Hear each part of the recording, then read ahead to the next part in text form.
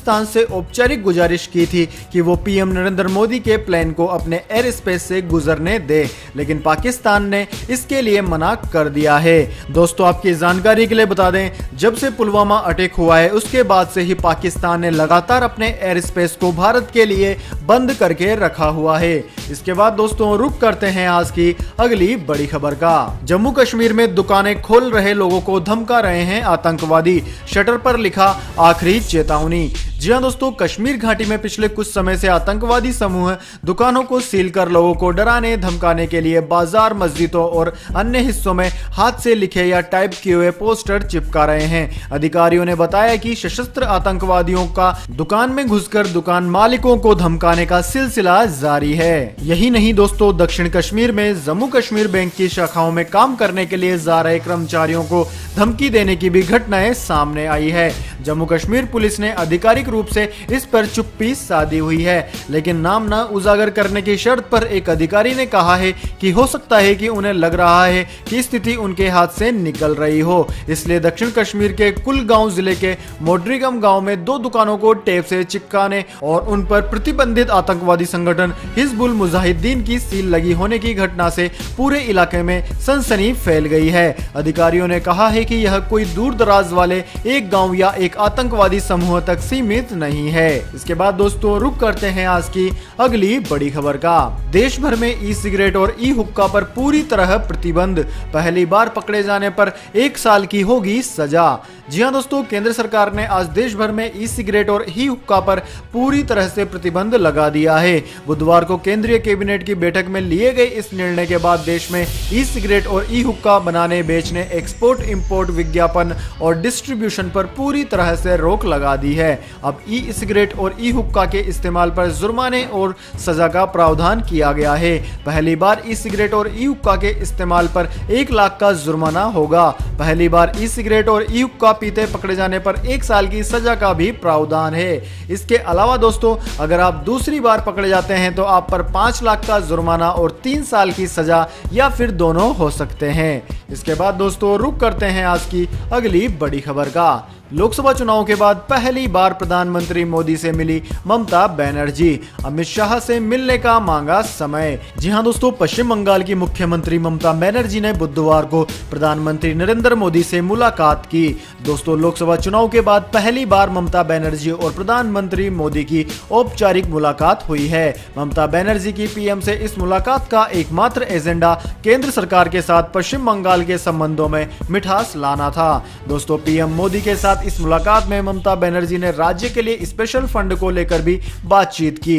ममता बनर्जी ने बैठक के बाद कहा कि पीएम मोदी के साथ उनकी अच्छी चर्चा हुई है। ममता ने बताया कि उन्होंने पीएम मोदी को पश्चिम बंगाल आने का न्योता भी दिया है। दोस्तों, ममता बनर्जी ने बताया कि उन्होंने गृह मंत्री अमित शाह से मुलाकात करने के लिए भी समय मांगा है। ममता बनर्जी ने कहा कि वह वित्त मंत्री निर्मला सीतारमण से भी मिलना चाहती है। इसके बाद दोस्तों रुक करते हैं आज की अगली बड़ी खबर का।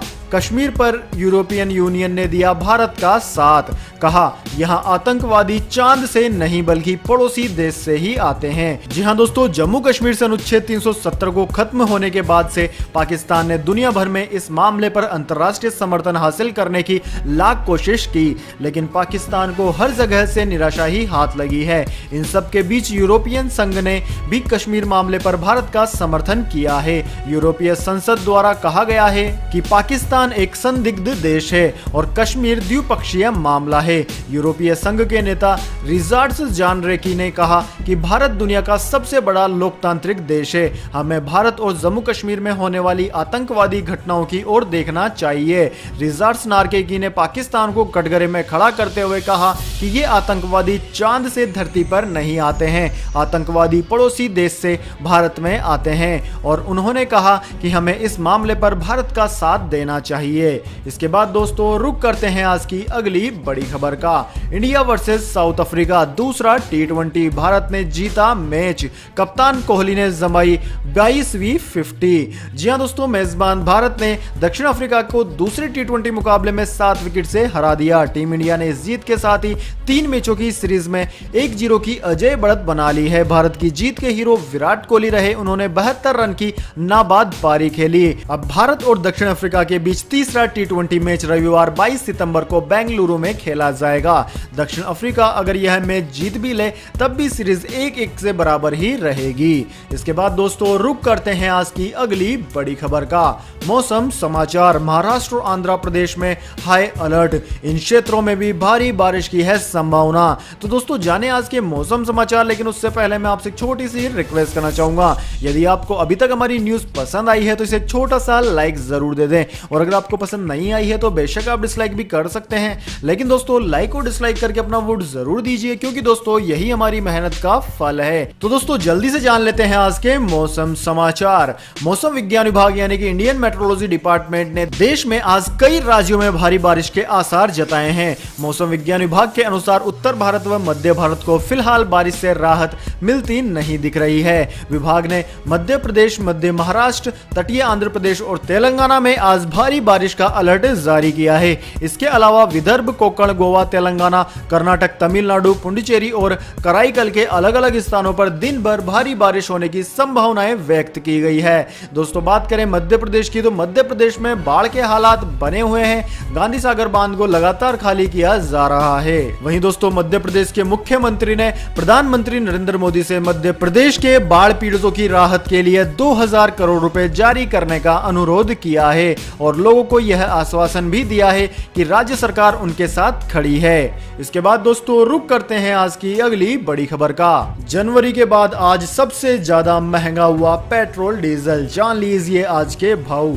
जी हां दोस्तों, सऊदी अरामको पर हुए ड्रोन हमले के बाद कच्चे तेल के दाम आसमान छू रहे हैं। इसका असर घरेलू बाजार में भी दिखने लगा है। दोस्तों देश की राजधानी दिल्ली में बीते 2 दिन में पेट्रोल डीजल के दाम में 39 पैसे प्रति लीटर तक की बढ़ोतरी दर्ज की गई है। दोस्तों बात करें राष्ट्र राजधानी दिल्ली में 1 लीटर डीजल और पेट्रोल की कीमतों की, तो दोस्तों दिल्ली में 1 लीटर पेट्रोल की कीमत 25 पैसे प्रति लीटर महंगी होकर 72 रुपए 42 पैसे प्रति लीटर रही, जबकि डीजल की कीमत 24 पैसे प्रति लीटर बढ़कर 65 रुपए 82 पैसे प्रति लीटर पर पहुंच गई। इसके बाद दोस्तों रुक करते हैं आज की अगली बड़ी खबर का। सोना लगातार दूसरे दिन हुआ सस्ता। जी हां दोस्तों, सोने के भाव में लगातार दूसरे दिन गिरावट आई है। दिल्ली के सराफा बाजार में आज सोने चांदी का रेट गिर गया। सोने के भाव में आज 215 रुपए की गिरावट आई है। वहीं चांदी का भाव 770 रुपए प्रति किलोग्राम तक गिर गया, और आज सोने का भाव 38,675 रुपए प्रति 10 ग्राम पर बंद हुआ। वहीं दोस्तों चांदी का भाव 770 रुपए गिरकर 47,690 रुपए प्रति किलोग्राम पर बंद हुआ। इसके बाद दोस्तों रुक करते हैं आज की अगली बड़ी खबर का।